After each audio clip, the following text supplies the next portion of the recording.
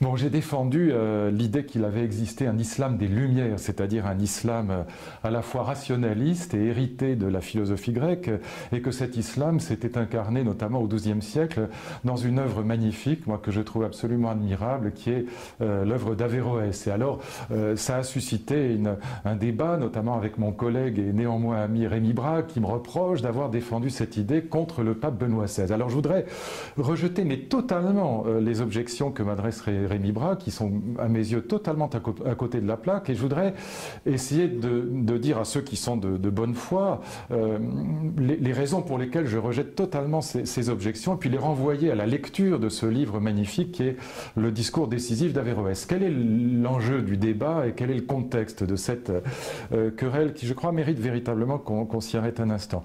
En septembre 2006, le pape Benoît XVI a tenu à Ratisbonne un discours dans lequel, en gros, il expliquait que l'islam avait des penchants pour la violence. Il le faisait de manière voilée, mais enfin c'est ça que tout le monde a compris, et je crois à juste titre, parce que l'islam n'était pas pénétré de ce logos grec, du rationalisme grec. Et j'objectais au pape, à ce discours de Ratisbonne, qui a été véritablement, je crois, catastrophique. Le pape s'en est mordu les doigts lui-même, il a présenté des excuses.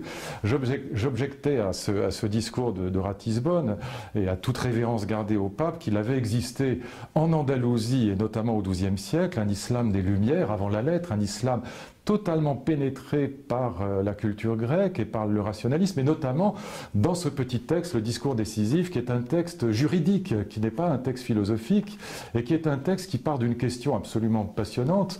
Je la lis: rechercher dans la perspective de l'examen juridique si l'étude de la philosophie et des sciences de la logique est permise par la loi révélée, ou bien condamnée par elle, ou bien encore prescrite, soit en tant que recommandation, soit en tant qu'obligation.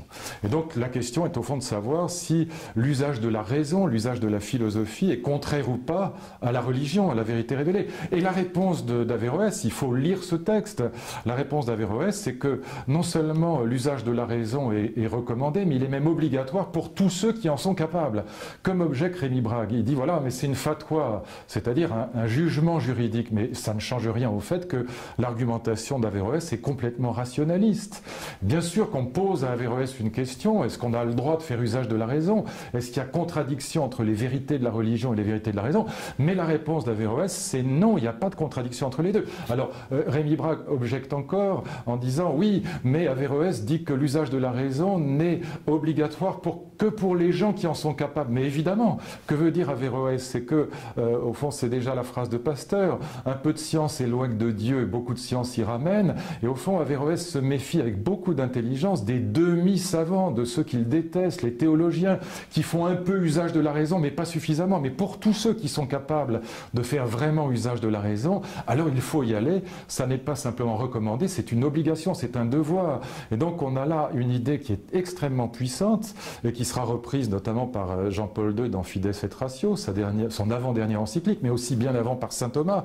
C'est l'idée qu'il n'y a pas de contradiction entre les vérités de la religion, les vérités révélées, et les vérités de la raison, et donc on peut faire usage de la raison.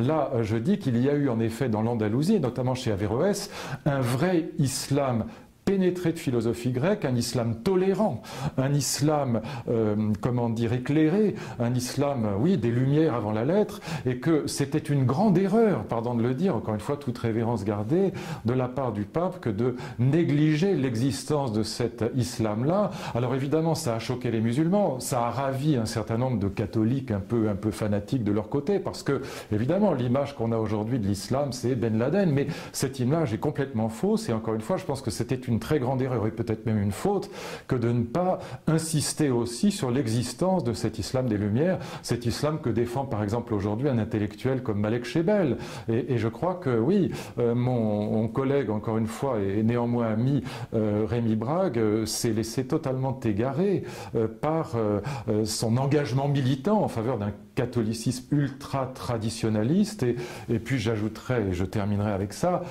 que ça n'est pas parce qu'on prend le ton de la Sorbonne Sorbonne et des savants de Molière qu'on a forcément raison. J'ai les mêmes diplômes que Rémi Braque, je suis tout aussi universitaire que lui.